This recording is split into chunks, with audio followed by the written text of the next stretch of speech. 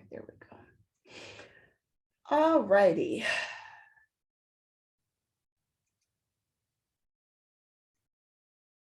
Is there anybody here? I should have asked this before I launch the screen share. Is there anybody that is working with the Community Impact Grant for the first time? This is your first time either in this class or first time applying for a CIG? Anybody?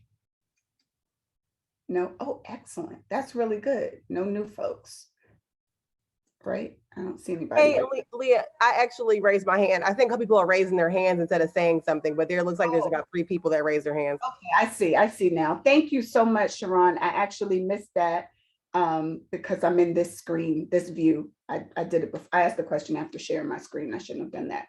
Also, I forgot to welcome you all to MPU University.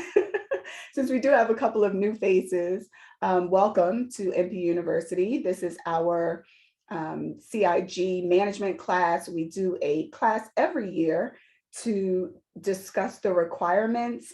This is something that I believe the Department of Finance requires of us. It could be the Department of Procurement. I can't remember, but in order to offer this grant, we are required to require all applicants to complete a course where we explain all of the rules and all of the regulations and requirements, et cetera. We had a pretty major change to the program the year before last, I believe it was, where we required a vote from the MPUs. That was new. We required each MPU to identify a fiscal agent. That was new. It was definitely a little bumpy, as change often is, but I think everybody, including us, got the hang of it, and we got up and running with it, and all is well. Of course, there were a couple of bumps in the road. I'd also point out that another thing that was very unique is that last year we had a global pandemic. I know you guys didn't know that, but we actually did have a pretty big pandemic that has taken place over the last 19, 20 months, something like that. And of course, it impacted how MPUs carry out their grant funded projects. And so we offered an extension to the MPUs who were unable to complete their projects in 2020. And that extension expires December 31st of this year with no additional extensions being offered. I think I'm getting ahead of myself because I believe that's somewhere in the presentation tonight. But in any case, there were definitely a few changes that have happened over the last couple of years with this program. And this year will be no different. We have some changes that we're pretty excited to share with you tonight that will certainly impact the program and how you all move forward with it. Mr. Silla's hand is raised. I don't know if that is from my question or if it's because you have a question. Sorry, that's from the questioner earlier. Let me put it back down. Awesome, thank you, thank you.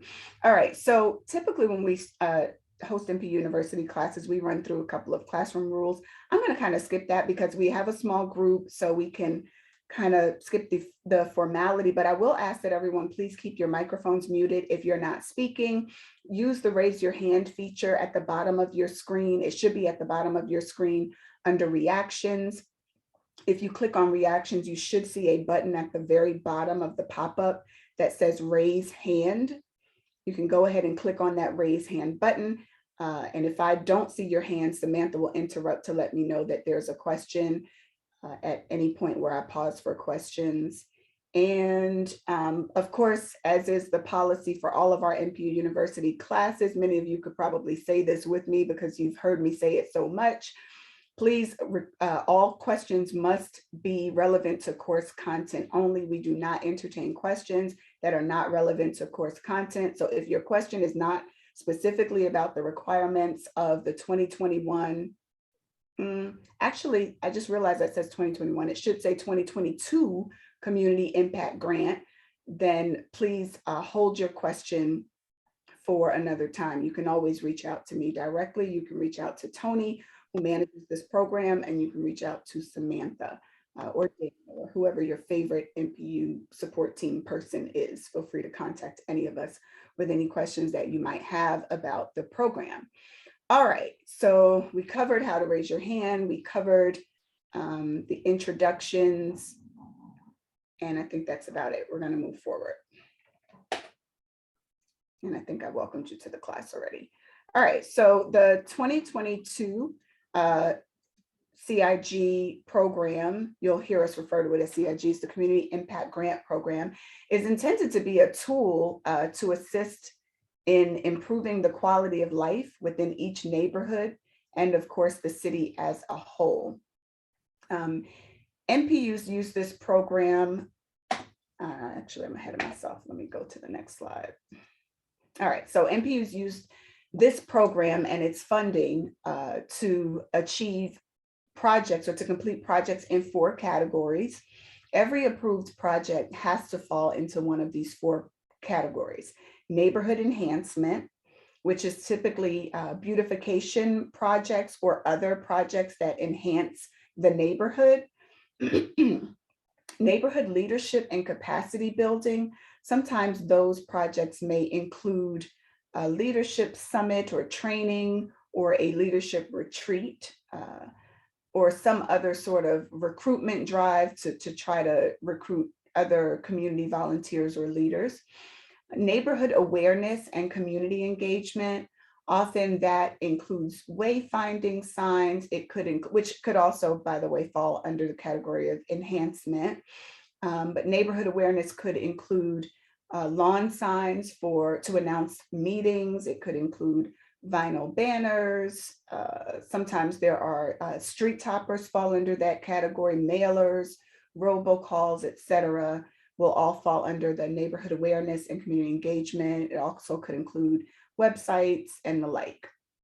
And neighborhood development assistance is a category that isn't often used, or grant funding isn't often used in this category, but master planning falls under that category, or any other sort of planning assistance or development assistance would fall in that category. So every project that is approved must fall under one of those 4 categories.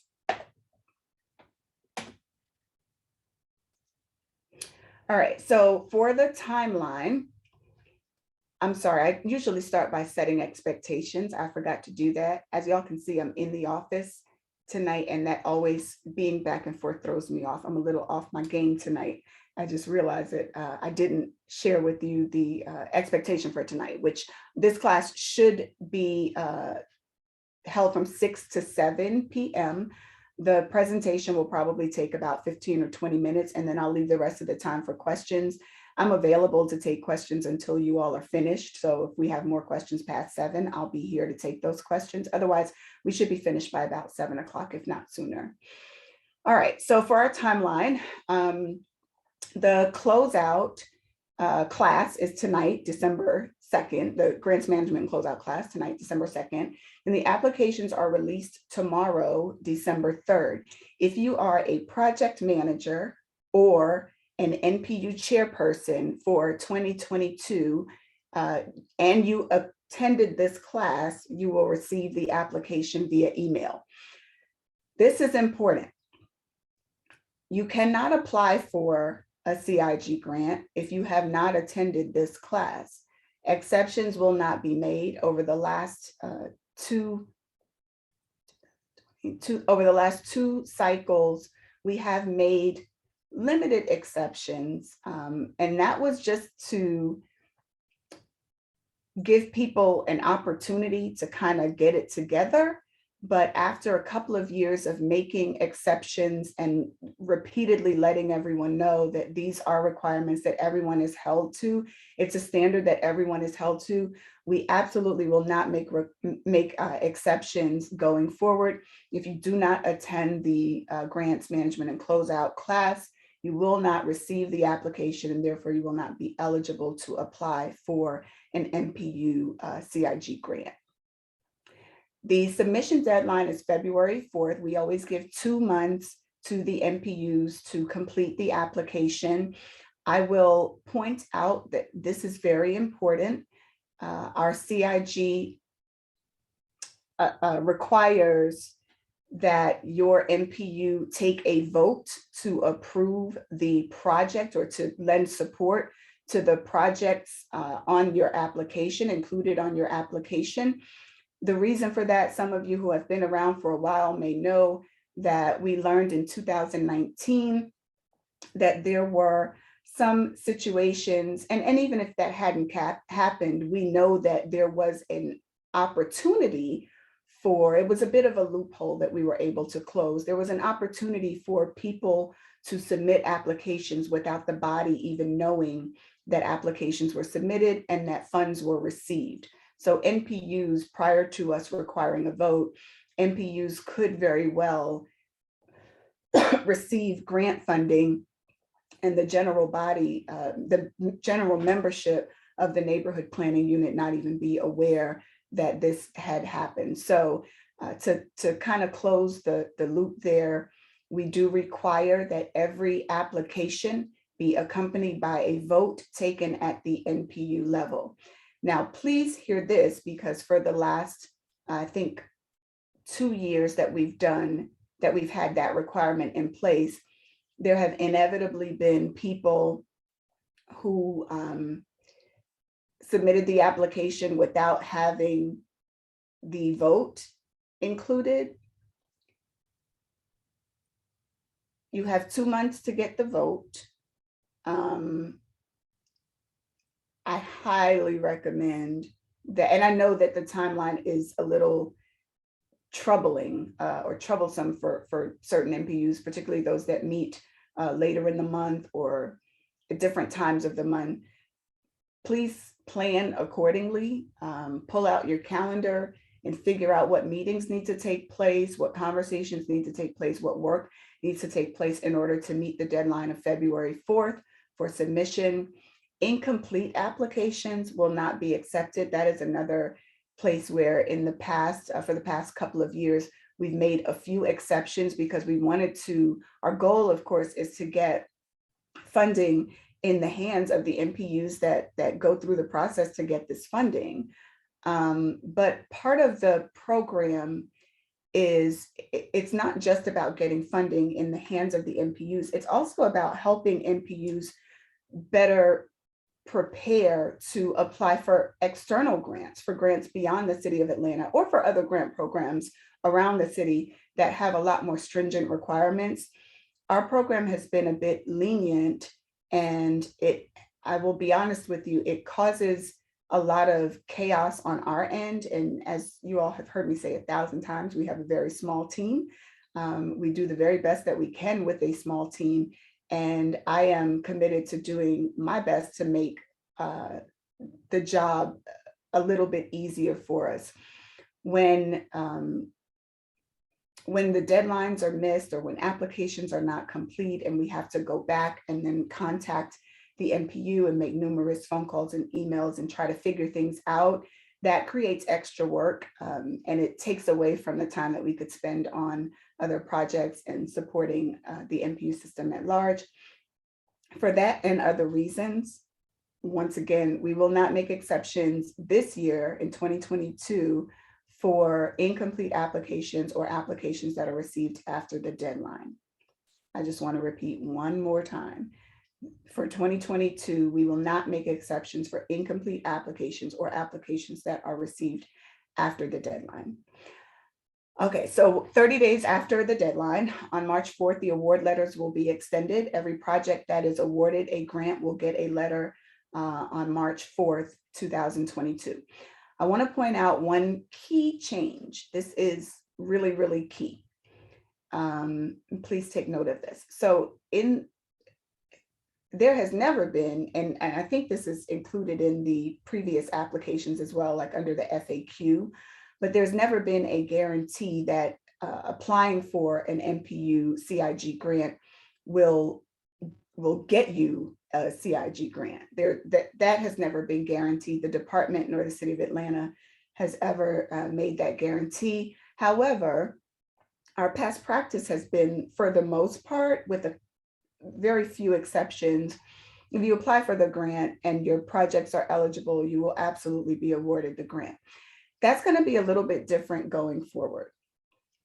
Going forward, we are, and again, I'm getting ahead of myself. I'll talk more about this shortly. I think we have a slide on this, but we are convening a review panel to review the applications and award the projects that are most impactful.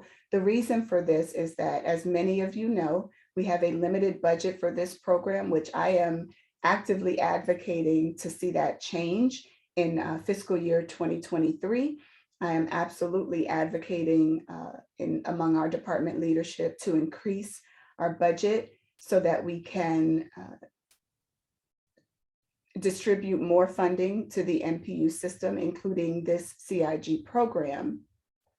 Until then, we have limited funds, and we want to make sure that we get the most bang for our buck and really have the greatest impact that we possibly can.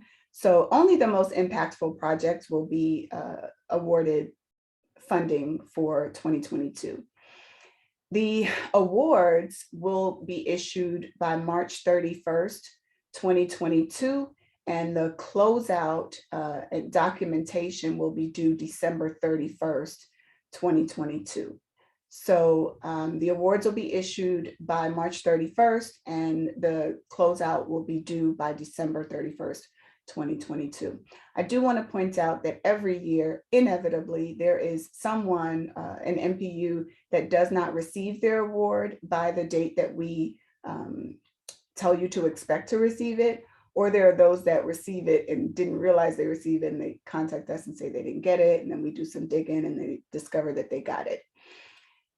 I always ask people, and I believe it's included in the award letter, if you do not receive your award by March 31st, please do not hesitate to let us know.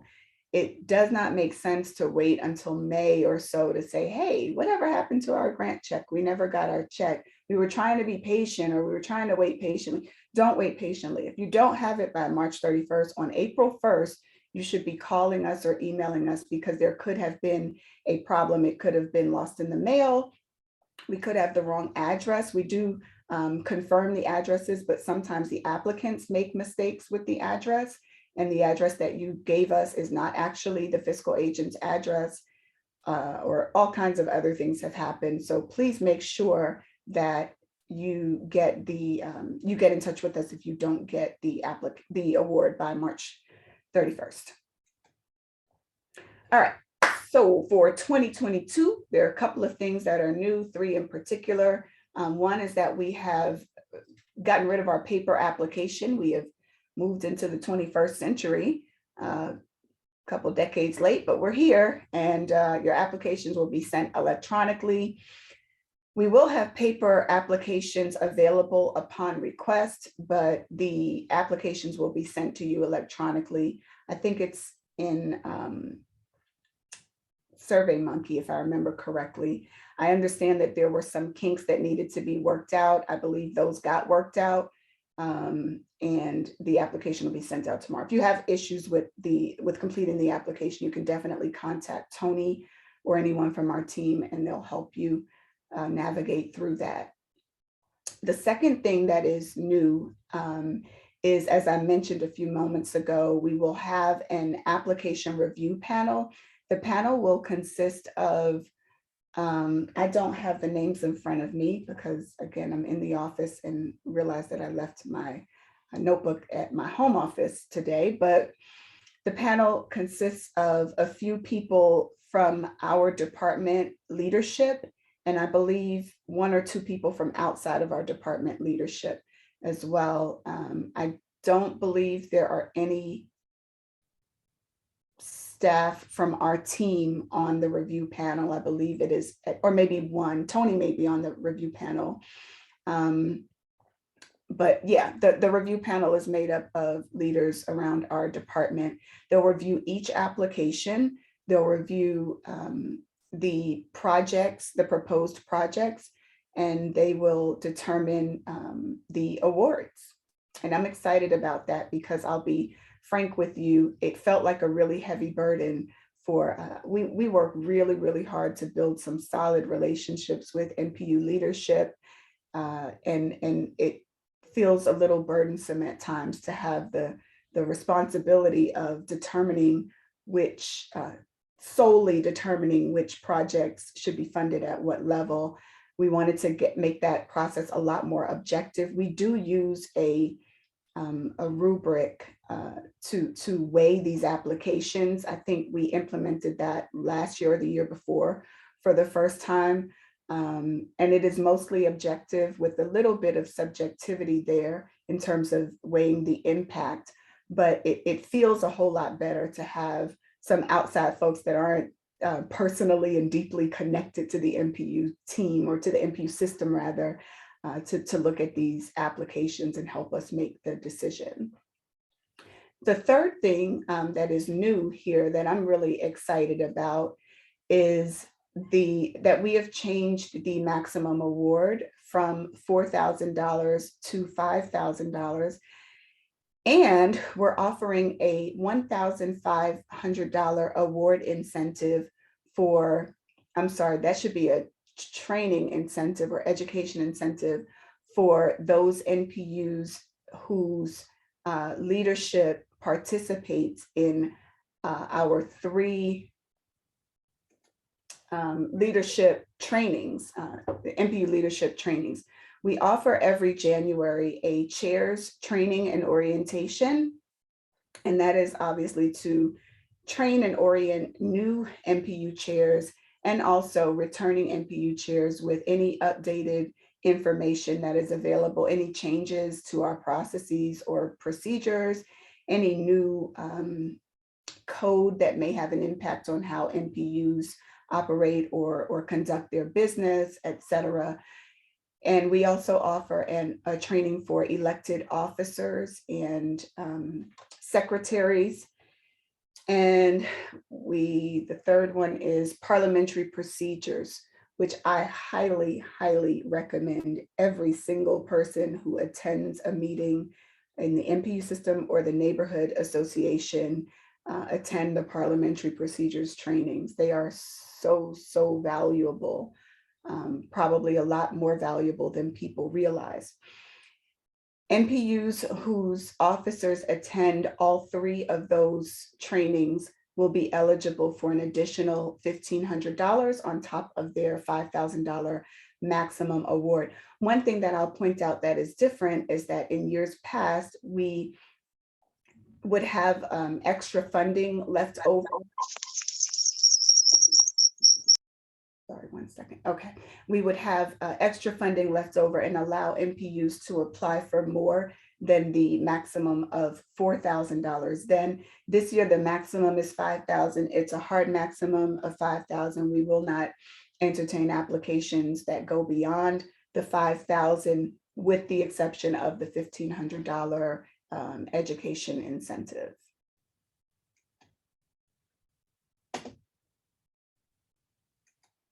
Okay. Reporting requirements. So the closeout, and I do want to point out that applications won't be accepted. I mentioned already that late applications or incomplete applications won't be accepted. Applications from NPUs that have not successfully closed out their previous grant will also not be accepted. So if your NPU did not close out its previous grant, we will not accept an application for a 2022 CIG from your NPU. The deadline again is December 31st of this year. That is the last day to submit closeout documentation. The documentation package should include all receipts and invoices that total the grant award down to the penny. This is absolutely not my personal requirement, and I have zero flexibility at all, zero authority to be flexible as it relates to that. Your receipts and your invoices have to total the grant award down to the penny. There must be a zero balance. you cannot carry over, and I may say this 3 times before we end, you cannot carry over grant funds from a previous year. There was one exception that was made from 2020 to 2021, and that is because of the pandemic. Many of the NPUs were unable to spend their grant funds. And so we got permission from 3 different departments. We climbed through a whole bunch of hoops in order to allow NPUs to extend the grant and carry over that balance to 2021. But you must be at a $0 balance when you close out on December 31st, 2021, on or before December 31st, 2021. All of your documents, of course, have to be submitted timely. So in order to have a successful closeout, they have to be submitted by December 31st. You must include pictures and or videos. If before and after is appropriate, then we will accept before and after pictures. If you don't have that, it is okay. We definitely prefer before and after. It helps us with marketing materials, and it also helps us for accountability. If there are ever any questions from the auditing department or from the Department of Finance or the Department of Procurement or from my department's leadership or our business management office, if there are ever any questions, we definitely want to be able to justify and answer any questions and justify the funding that we receive for this program by showing the impact in pictures and or videos. Of course, your closeout must cover approved projects only. Just before this class, I was reviewing some closeouts that came in and came across a couple of closeouts that included projects that are not approved, and those will be sent back to the NPU. Your closeout is not a closeout if it does not include approved projects only. And again, there will not be any extensions on 2021 closeout documentation. If it's not received by December 31st, 2021, you will be ineligible to submit an application for 2022. We have a template that you can use for your closeout. It is absolutely not required. As long as the information is there, we will accept your closeout. If you'd like to use the template, you can contact Tony for that template and he'll send it to you. But you don't have to use the template. We just need to know every dollar that was spent, where it was spent, with whom it was spent, what it was spent for. We need the invoices, the receipts, the order forms, anything that you have relevant to your grant project, we need to have it on file. Keep in mind, of course, and I know you all know this, but just please keep in mind that these are public dollars. This is funded with public dollars. It's taxpayer money, and we have to be accountable for every dollar that is spent in this program. I'm personally responsible for every dollar that is spent in this program. And I don't want to do anything to compromise that, especially while we are advocating for additional funding. So please make sure that you dot every single I and cross every single T as it relates to your closeout. And please do include pictures. The pictures you see on this screen are from NPUS's, I think, 2020 project. They did a sign marker, and the bottom pictures of their very noteworthy lawn care program for seniors. A couple of examples of some projects that we have funded. NPUF did a traffic box art project, which falls under neighborhood enhancement. I would point out that most of the pictures that you see in any materials that we have, whether our presentations or other marketing materials, are typically neighborhood enhancement projects because those are easier to capture on camera. And they are more impactful on paper. And so you'll see more neighborhood enhancement projects than anything. That does not mean that you cannot request funding for projects in other categories. We actually appreciate having a diverse mix of projects. So any other category that works for you, you can certainly apply for funding in those other 3 categories. NPUN did a mural, a beautiful, beautiful mural on Krog Street. And that, of course, is also in the neighborhood enhancement category. MPUs D and E have been working on the Waterworks Park for a few years now. It is located at 17th Street and Northside Drive. Prior to their use of CIG funds for improvements in this project, it was a pretty, I don't know if barren is an exaggerated description, but it was an underutilized space. I'll put it that way. It's an underutilized space with a stunning view, as you can see in that left image, a stunning view of the city skyline, and in a prime location. And MPUs D and E worked together. We love talking about this project. You've probably heard us the last couple of years talking about their project because they are a good example of two MPUs coming together to leverage their funds and submitting a joint application so that they could make the greatest impact with no quibbling over whether the park is technically in MPU D or technically in MPU E. It benefits both MPUs. It's at the intersection of both MPUs. They were able in previous years to install some beautiful benches. And this one is a custom bench that they had built and installed.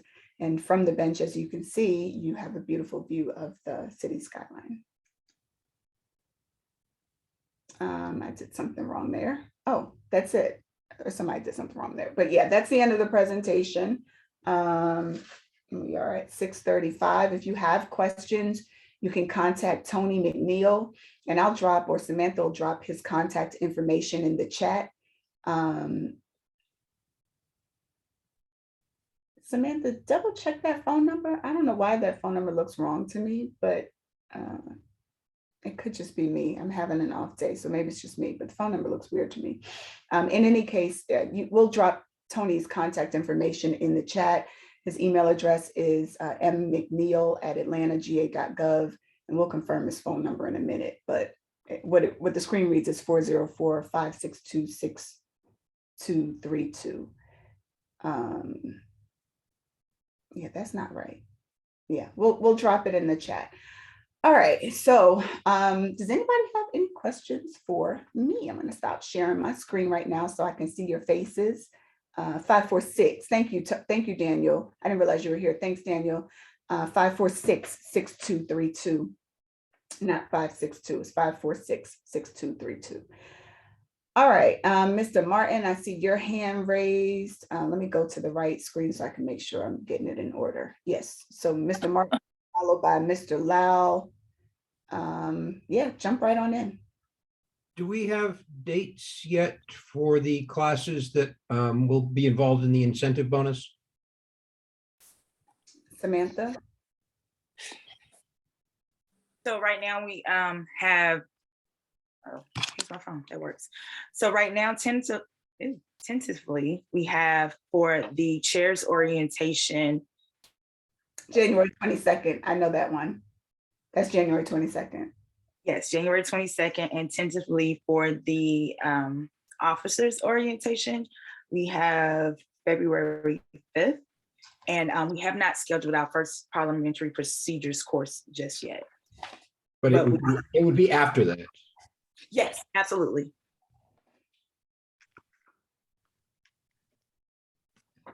I don't know if that's accurate, Sam. I think Tony may have said something different, but we could confirm that offline and then include that in the follow-up email that goes to the folks that attended. Can we do that? Yeah, the parliamentary course is going to be in March. So. Yeah, not parliamentary. I was talking about the secretary's training. And actually, I think what Tony told me is that all of the classes are taking place prior to the deadline. But again, I was out all last week and he's out this week. So I don't know what may have changed while I was out. So, well, let's confirm that and then let everybody know. Mr. Lau, you were up next. Yeah, thanks. Mr. Martin took care of one of my questions. And I'm going to assume that if you've taken one of these courses already, like in 2021, it doesn't credit towards 2022. Is that correct? That's correct.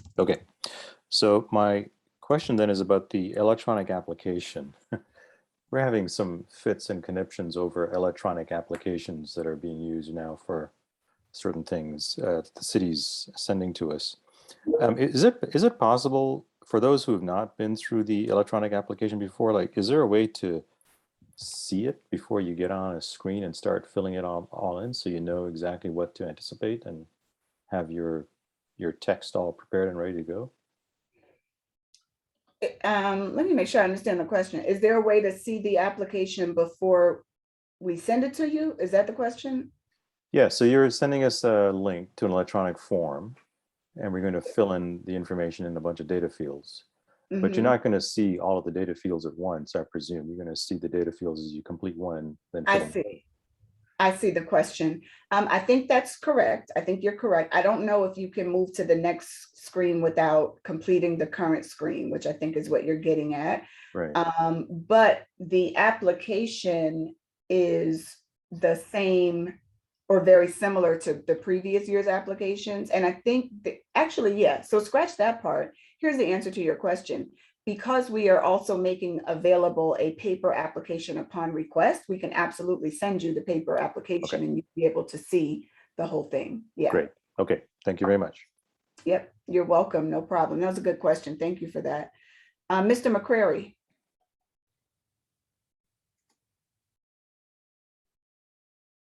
You are muted, Mr. McCrary. I'm sorry. Is that better? That is. How are you today? I'm doing good. How are you? Wonderful. Thank you. Good.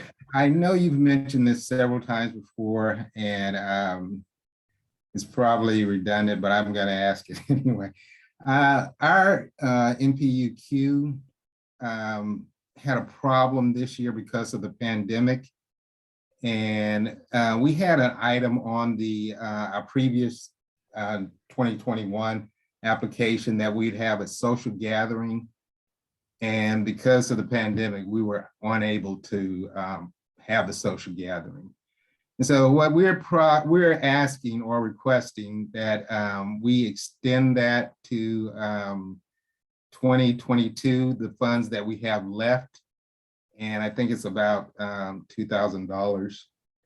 And we have a project already in mind for our West Cascade Park that we like to spend the funds on. So is that what's the question, Mr. McCrary? It's a request, really. We're requesting to spend the funds in 2022. Yeah, we're not doing any extensions at all. We can't. I don't even have the authority to say yes to that. We can't do any extensions at all for 2021 going into 2022. We had to jump through a ton of hoops and obtain permissions from multiple departments in order to be able to extend from 2020 to 2021. It was a little bit easier because it was a global pandemic that everyone was experiencing for the first time together. But now I think we're about 20 months in and nobody's moved by it anymore. I think it's become a way of life for most of us, and exceptions just are not being made at all. Concessions are not being made in general as it relates to the pandemic anymore. So yeah, the funds have to be expended by December 31st, and any funds that are not used by December 31st have to be returned to the city. Okay. We'll have to spend it then. Thank you. Yes, sir, on an approved project. Don't mess that up. All right, Ms. Tropper.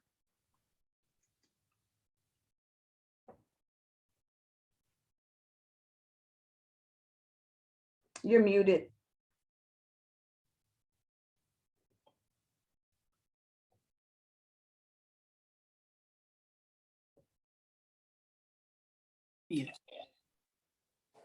Very good.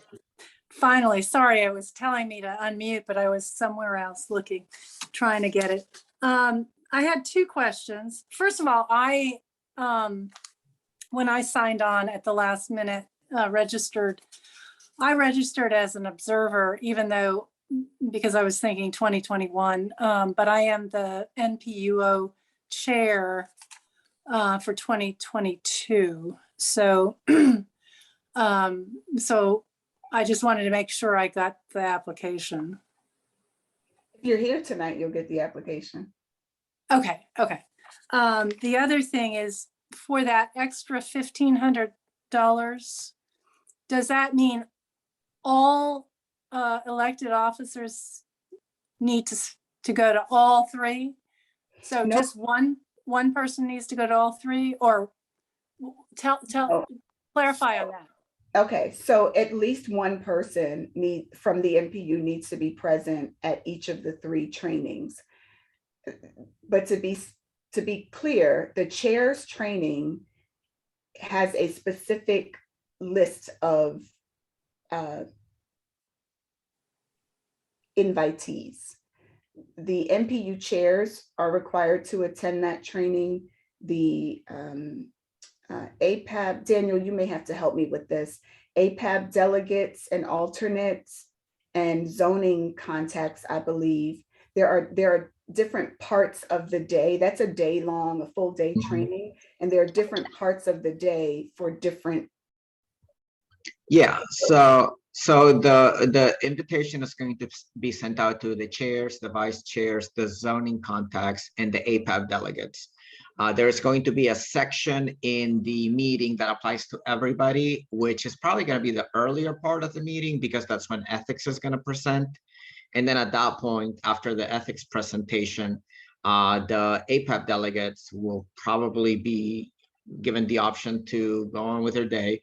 And then the rest of the class will apply to chair, vice chair, and the zoning contacts. Okay. Thank you, And Daniel. I think you had mentioned some dates, or you were going to get back with the dates on the 3 meetings? Yeah, The we'll email that out. I take the responsibility for that one. Like I said, I was on vacation last week and Tony is on vacation this week. And I don't really know what may have happened while I was out.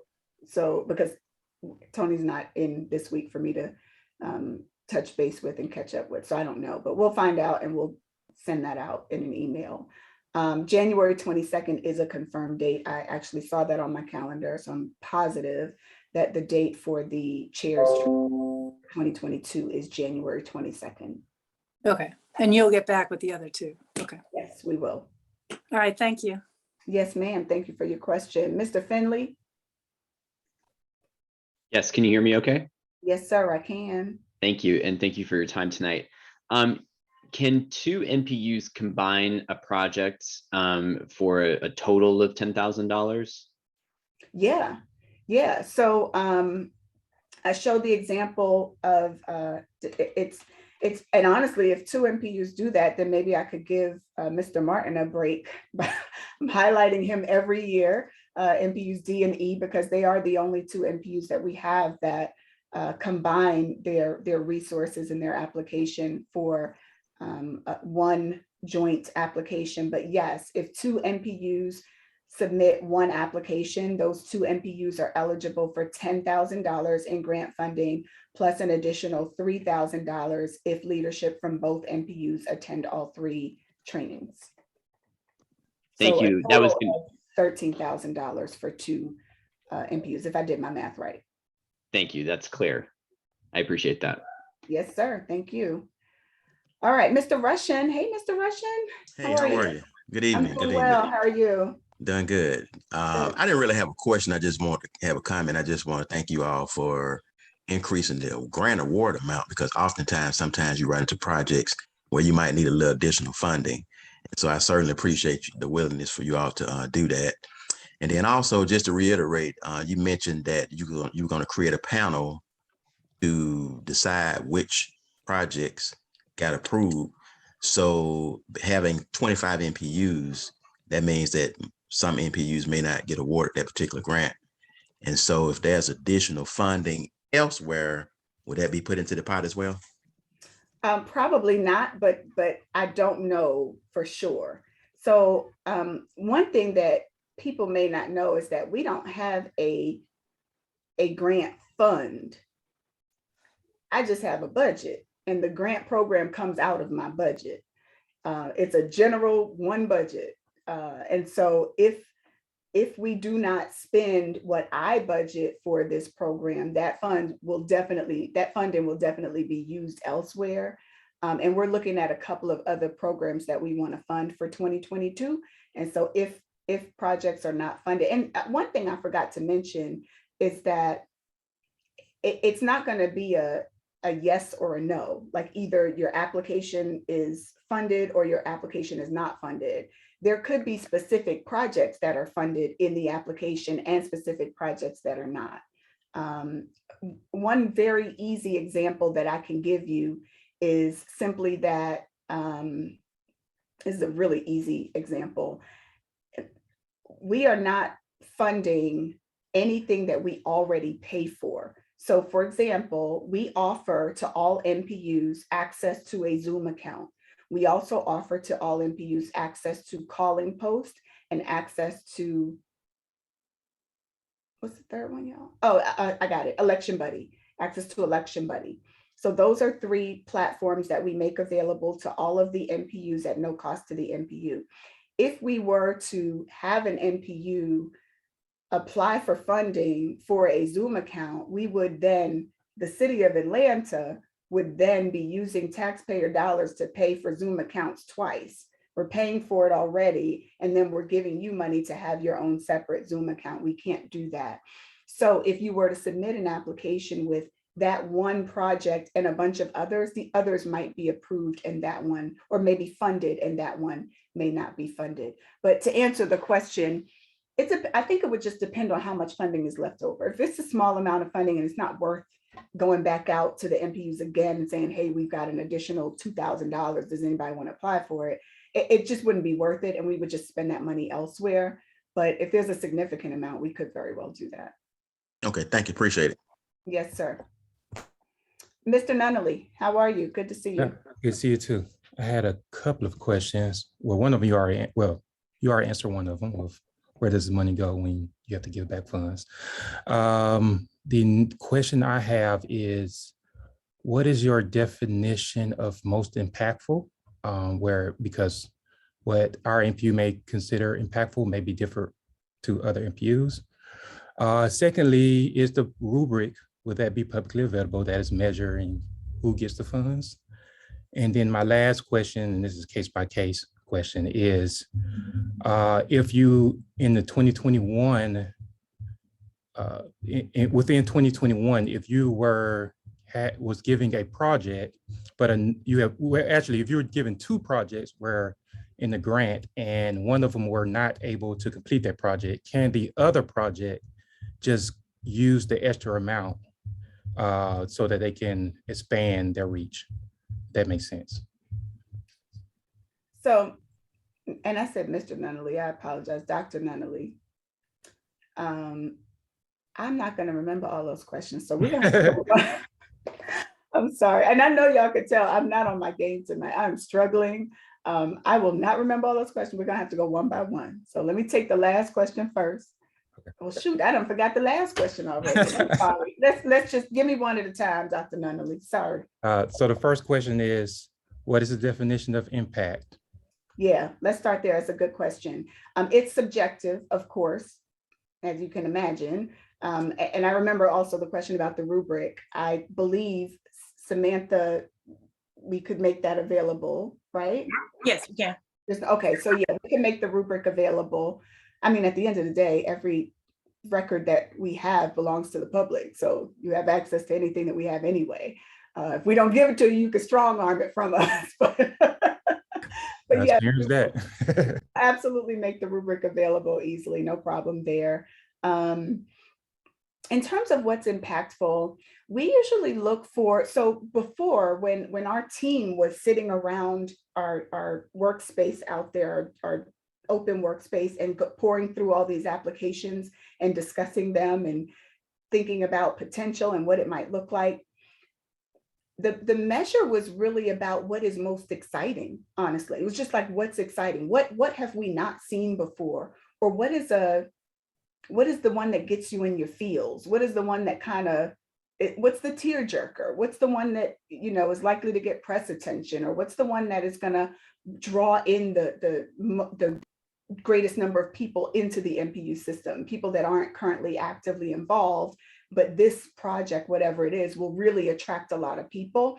It really is very subjective, which is why we created the rubric, I think last year. Sam, was that last year? Yeah, okay, thank you. Yeah, we created the rubric last year because I wasn't really comfortable with it being so subjective, and neither was department leadership. It was just about what felt good. So now we've got a rubric, and we use that to measure what is impactful, and it's based similarly to what I just described. Like, does this bring in a lot of people to the MPU system? Or does this help us improve attendance, increase attendance? Or does this project drastically transform a problematic intersection or area? Does this project activate a previously underutilized or unutilized space? Or does this project do something that no one has done before? Something good that no one has done before? Does this project care for our seniors or our youth? Those are typically impactful projects.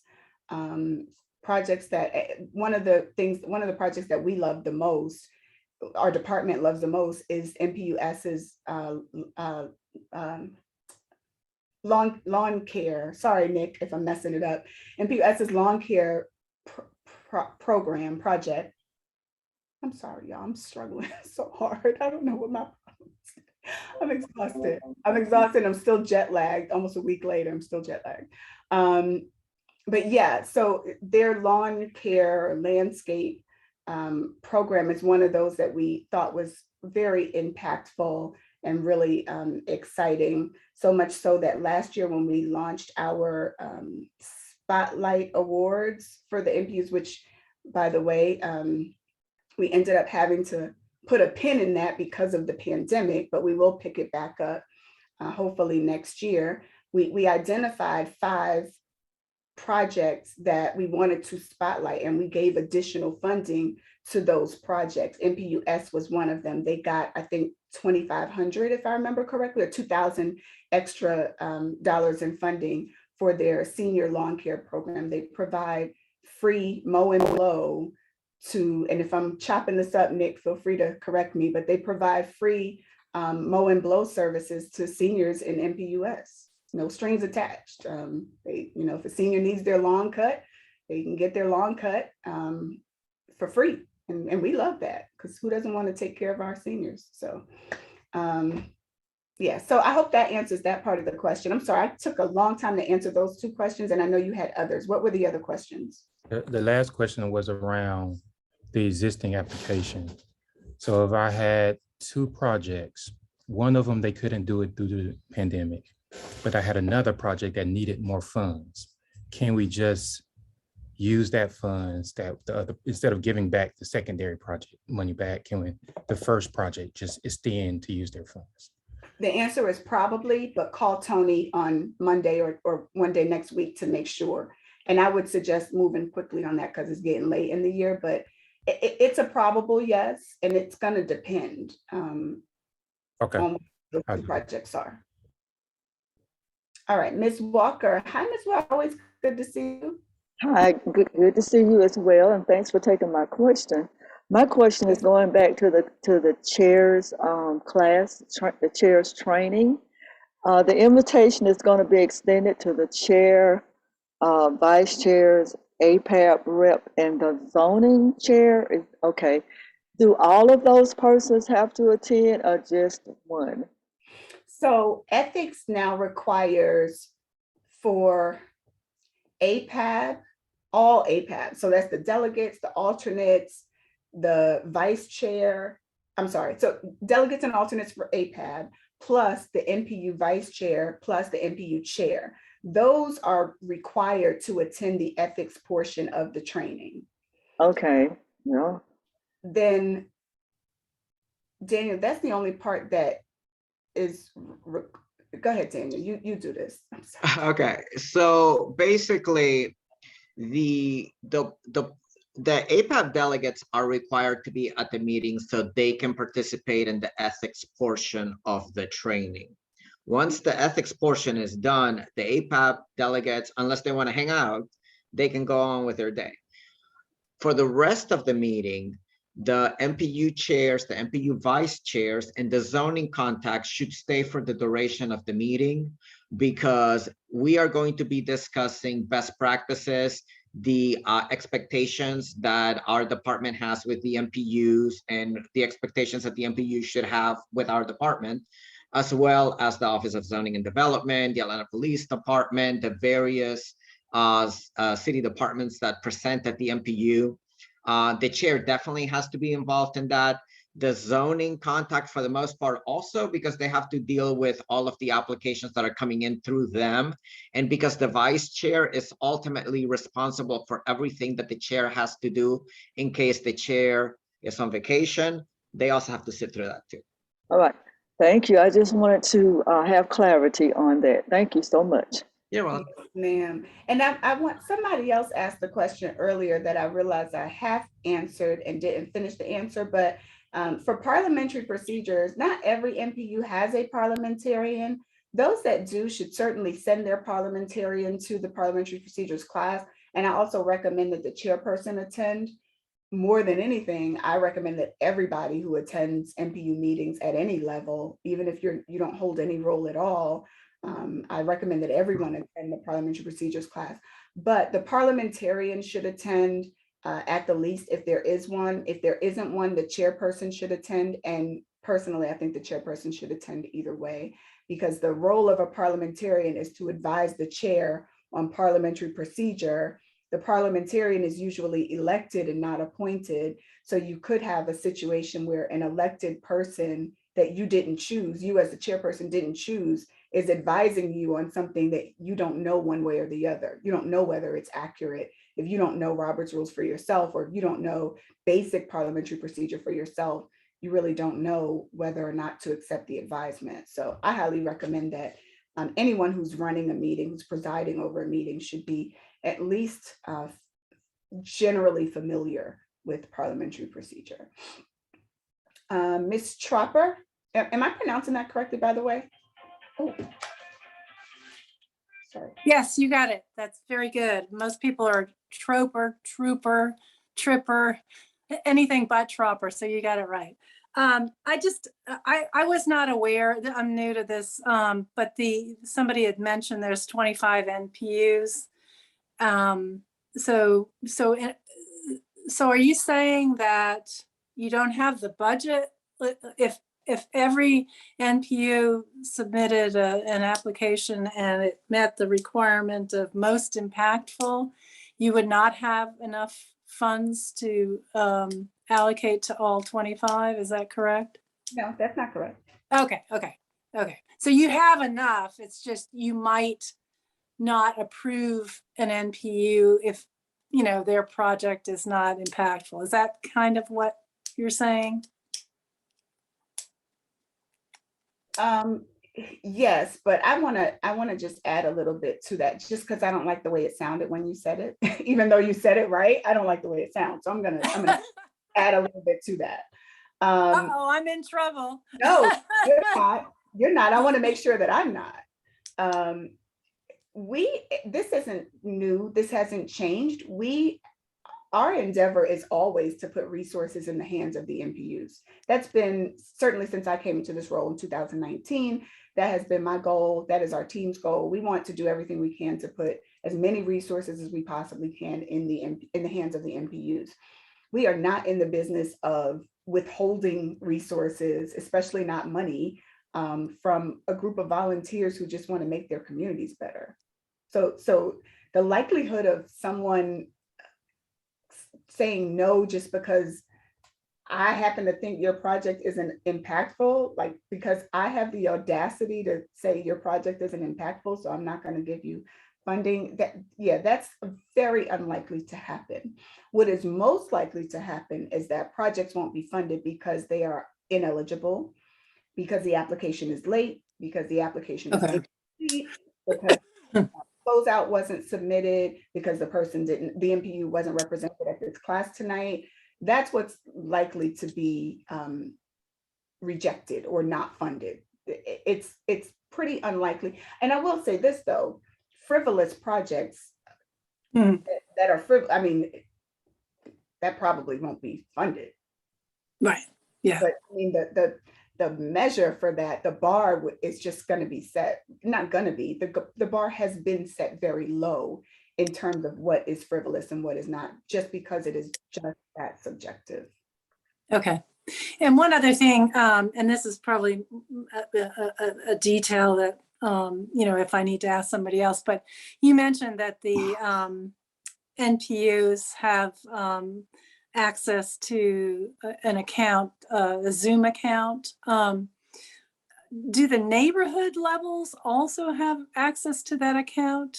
Okay, okay. So how would one go about? Tony. Tony, okay, Tony, that's what, okay. Or Daniel, is that you, Dave? Sorry, go ahead. No, I did want to intercede. Ms. Tropper, MPU-O is one of the few MPUs that does not use our Zoom account. And if you want to change that and sign up with our account, which we strongly encourage you to do, please contact Tony and he will get you set up. Or you can also contact me and I'll put you in contact with Tony, whatever works best for you. And who, what's Tony, again, new to this whole thing. What's Tony's full name? It's Marquise McNeil or Tony McNeil, we call him Tony. I will drop his information in the chat right now. Okay, great. And I think we don't use it. I'm Edgewood or NPU. I'm not sure people understood that. So same with Edgewood. So we're paying where we don't need to. So. Right. Yeah. And one of the things that happens is that after your meeting, I have to approach MPU-O for the attendance records. And if you are having your meetings under our account, I won't have to bother you for that. So it's a plus for you. Yeah.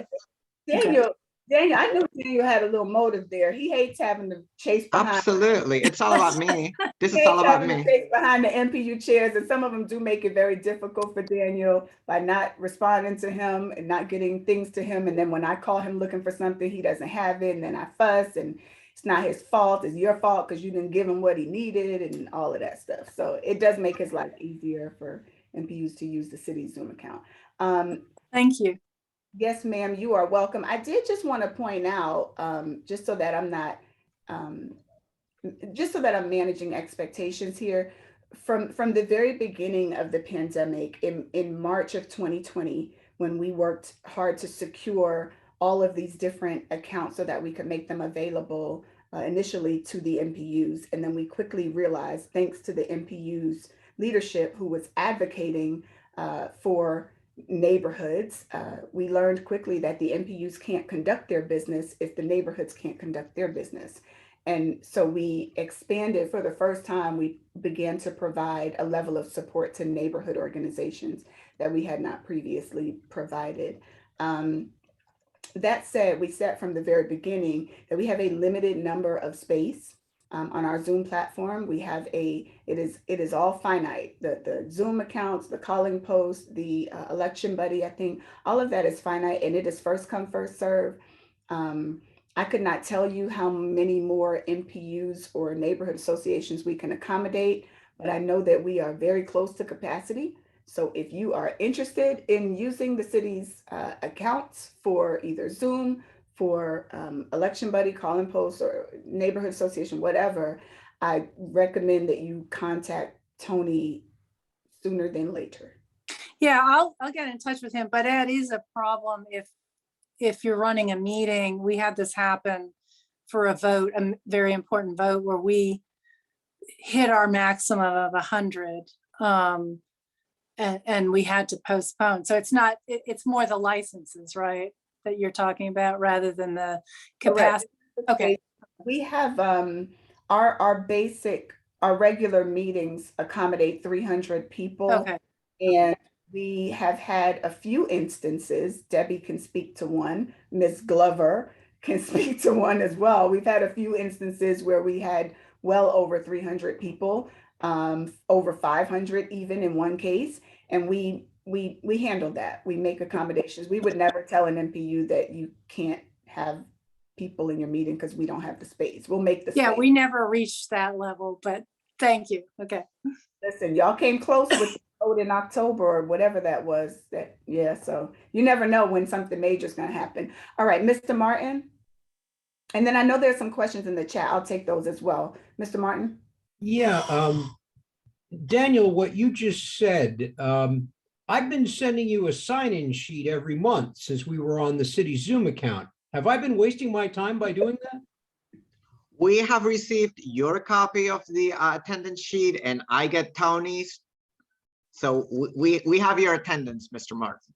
So you That's don't an want me to keep sending question, that to you? Daniel. You don't have to, Good to know.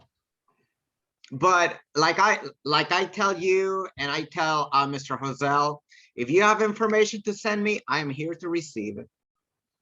Yeah, Daniel likes to cover all his bases. You know, Mr. Martin, if it were me, I would have told you not to waste your time on that. But Daniel's like, I want to make sure I get it because Tony ain't guaranteed to give it to me. So. Yeah, maybe Tony is off one day, like Tony's off right now.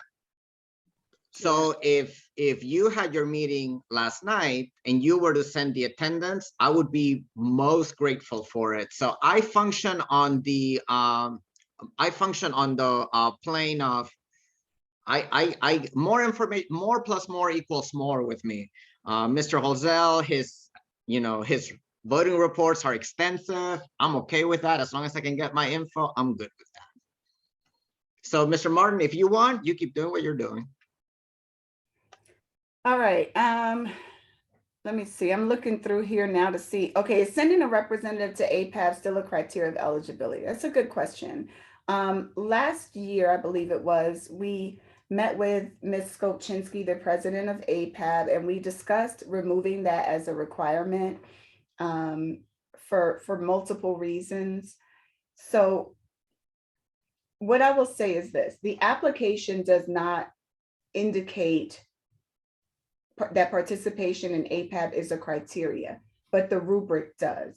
So you are more likely to be awarded funding if you participate actively in APAB. But your application won't be, like in years prior, we did not accept an application at all from any MPU that wasn't participating in APAB. I will say this, part of the reason that we were comfortable there were a couple of reasons we were comfortable removing that requirement, but one of those reasons is that APAB has enjoyed some really, really robust participation the last year and some change. And I think that people, from what I can see, it has nothing to do with the grant program. People are participating because they want to participate. They want to be there. They see the value in the Atlanta Planning Advisory Board, and they don't necessarily need to be made to attend in order to get grant funding.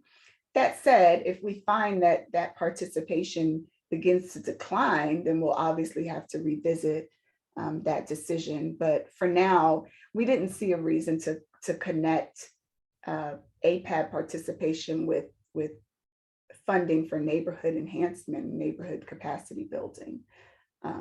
So I hope that answers that question. The short version is that you will definitely get extra points if your MPU participates in APAB. What is Election Buddy and how do we get access to it? Oh, shucks. Sorry. How do we get access to it? That's a Tony question, so contact him. Election Buddy is what we use. Oh, hey, Robin. I didn't even see you here. Hey, Robin. Yeah, Election Buddy is what we use to do elections. I know y'all already had elections, and I think all the MPUs have done them by now. At least I sure hope you all have done your elections by now. The code requires them to be done by November 30th. But yeah, we use Election Buddy to do elections virtually. Hopefully we'll be back to normal soon. All right, I don't see any other questions. Miss Phillips, hi, Miss Phillips. I'm not used to you being quiet. Are you still here? Where are you? There was a question from Muhammad Mose. Sila? Scrolling, I'm not finished scrolling, hold on. The proposed changes sound challenging for the MPUs as well as your office. everything we do is challenging for us, honestly. I don't think there's any part of this work that's not challenging for us. But I hope that it's not challenging for the NPUs. I do hope not to add any additional burden or unnecessary burden to the NPUs. That we're definitely not here to do that. And I hope you all know this by now. Those of you that have been around for a while certainly know that if there's anything that we can do to support you, to help you, to make your load lighter or to make your work easier, you can contact your favorite person on the team and we will do whatever we can to help you. You can call me, you can call Samantha, Daniel, Tony, and anything that we can do to help. If we can get to a yes, we will absolutely get to a yes. If we can help, we absolutely will. All right, Sam, you were saying Mr. Silla's question, statement?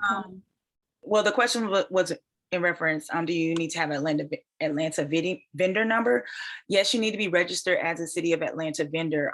If your fiscal agent is not registered, they cannot receive the check. So whoever is actually receiving the check on you all's behalf, your fiscal agent, they have to be a registered vendor. And I put the link in the chat where you actually go.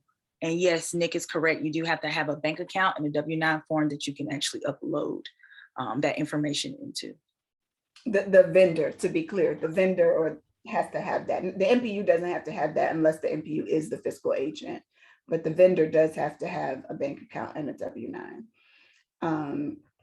And by the way, there is a frequently asked questions. I see Mr. Martin and I see Mr. Hess, both of your hands are up. There is a frequently asked questions included in the application. So if there are any questions that we didn't cover tonight, it's probably covered there as well. Mr. Silla, what NPU are you representing?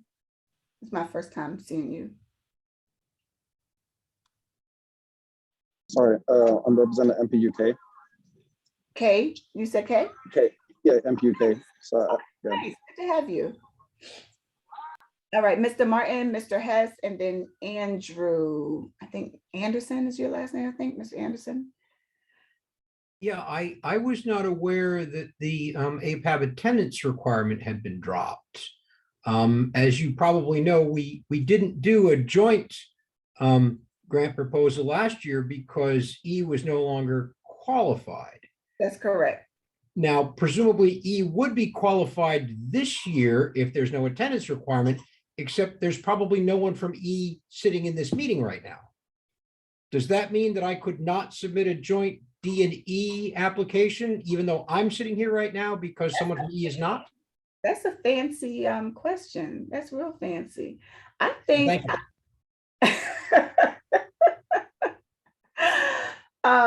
yeah, so I actually think that because you're here and you're submitting one application, you're not submitting two separate applications, you're submitting one application. So I kind of feel like that qualifies. But Daniel's making a face, and honestly, let me just check with Tony on that. But I feel like it's one application, so I don't know why you. Well, I mean, but you're who's the authority to combining make two the call? grants. You're Who's it? combining two grants, and one wouldn't exist because one grant is inapplicable. I just want y'all to see that when you get a no from us, it came from Daniel and not from me. Yeah, It well, I did. mean, She's right. if you had told me ahead of time that you had changed the rules, I would have twisted somebody's arm over an E and had them here tonight. Yeah, let's talk about that, Mr. Martin, because Daniel, let's talk about that tomorrow. Because I think I can convince Daniel to see it my way. So let's just talk about that tomorrow. Okay. Mr. Hess and then Mr. Anderson, I think. So just word of heart experience also, when you get onto the vendor system, if your NPU is the fiscal agent, which I recommend because it simplifies things, but make sure that your registration information on the system is somewhere with institutional knowledge, because we had a real issue when the person who registered us passed. And yeah, and then we had to go through all kinds of things trying to get back into the system to update our bank account and to update all of the information. So, you know, make sure that you've got the record keeping on that stuff. Ugh. That was interesting. Didn't know about that. Sorry to hear Yeah, that. no, it's been an ordeal. I'm still working with the city on it. Okay, and I just saw, sorry, Samantha, I'm just seeing your message. And because I don't have a moment to read it quietly, I'm just gonna point out a couple of things that Samantha sent me regarding the application. Editing can be done by going back to the original email you'll receive to fill out the application, as long as it's done before February 4th at 5:00 p.m. Even if you click submit, you can still edit the application as long as it's before February 4th. In cases where you don't complete the application in one session, the answers will still be recorded in the system. A copy of your submission will be sent via email once you submit the app and can be printed. If there's more than one project per NPU, please send email addresses for each neighborhood submitting a project, and then the NPU can collect all of the projects at one time. Yeah, that makes sense. Okay. So I hope that was helpful too. Thanks, Sam. Thanks for sending that. Sorry, I didn't see it earlier. And I should have said this at 7, I forgot, but if you don't have any questions and you're not interested in hearing the answers to other people's questions, you can certainly go. You will definitely have credit for being here, but you can certainly stick around as well. If you have questions, I'm able to answer them at least for the next 10 minutes or so. All right, Mr. Andrew. Yes, ma'am. You did remember my last name correctly. Very impressive. Good. So my question is, NPUG does not meet in December, and I've reviewed the city code for the NPU system, and I'm not sure if that is a universal decision, but I know NPUG does not meet in December. And I also heard you say one of the contingencies to get a project approved is for the membership to approve it through a vote. So that would mean we need to call a special meeting for them to vote on this, correct? There are a few ways you can handle that. And if you can reach out to us separately, give Tony a call or give me a call next week, and we can kind of talk you through some options. But off the top of my head, I could tell you, if you wanted, first let me say that an NPU's meeting schedule is usually determined by the bylaws. I don't have your bylaws in front of me, but Daniel would probably know off the top of his head because he's just that good. NPUG's bylaws probably indicate that there is no December meeting. Changed by the membership. That has nothing to do with the city code. The NPUG membership right. And decide to meet in December. As things begin to pick up over there in NPUG, you guys are obviously going to have a whole lot more development over the next couple of years. You may want to revisit that in your bylaws at some point. That said, one of the things that you could do is correspond with the body via email, via calling posts, etc., and say, hey, we've got a call for ideas. We're putting together a project, a grant group or a grant team or committee to explore project ideas. If you're interested, or if you want to submit a project idea, if your neighborhood wants to submit a project idea, here's the email address to send info to, or here's the phone number, or here's a date and time that we'll have a meeting to discuss this. You can do it a number of different ways, but your vote would probably need to be in January, at your January meeting, if you wanted to avoid having a special meeting. Oh, okay. So you can send in the plan by December 31st and get it voted on after the 31st. No, your application is due February 4th. Oh, where did I get December 31st in? That's the closeout. So talk to Ms. Ola about closing out. If she didn't already, I don't know, Tony would know that, but if she hasn't already closed out the NPUG 2021 grant, that's what's due by December 31st. Ms. Ola is always good. She's excellent about getting things in on time. So either she did it already or she already knows that it has to be done, but she will definitely get that in by December 31st. Okay, what day in February did you say it was due again? February 4th. Okay, all right, thank you, I appreciate it. Yes, sir, you're welcome. I don't see any of the hands raised and I don't see any of the questions in the chat. So this is kind of a last call for questions. Are there any other questions? Are there any concerns, any issues, problems, compliments? Oh, we appreciate you. I did have one question. I sent it to Dana directly, but whatever you decide on, the question that James Martin had, could you share it with the group? What was that question? I hope somebody from my. The joint grant with one MPU not showing up to the meetings. Oh, yeah. Thank you. Wow, what you got in mind, Dr. Nunnally? What you trying to pull off? Well, well, I mean, there are a couple of bordering MPUs that I see that I'm making, that we can do a combined effort together, but they're not here. So I wanted to make sure that whatever what you all decide, then we can potentially partner up with. Well, we're going to try to do it anyway, but just want to know the answer to that. I got you. Yeah, we'll do that. Hopefully somebody from the team jotted those questions down, but we'll definitely get the answer out to y'all. I will say this, I would have been a lot more comfortable making an exception for that for Mr. Martin, only because this is a multi-year project that they've done. This would be number 4, I think, Mr. Martin, the 4th year. Next year will be the 4th year. Well, we've been working with the CID now for 3 or 4 years, but we only did a joint with E for 1 year. And then when the attendance rules changed, E became ineligible. Oh. So. Yeah. So I don't know, but yeah, we'll figure that out. We'll get back to you on that, Dr. Nunnally and Mr. Martin. No problem at all. All right, anybody else? Any other questions on the process okay, so I want to reiterate this one last time, because without fail, every single year, the day after the deadline, I get a frantic phone call or email with someone asking. And again, it's hard to have these close relationships that you work to build and cultivate with folks, and then they call you asking for a favor, and you're a public servant, so you want to serve. It's hard to say, no, I can't. So please know that on February 5th, I'm not even taking calls. As a matter of fact, I'm gonna take the day off, February 5th. I'm gonna take the day off. And I might give my whole team the day off too. So if you missed the deadline, you just missed it.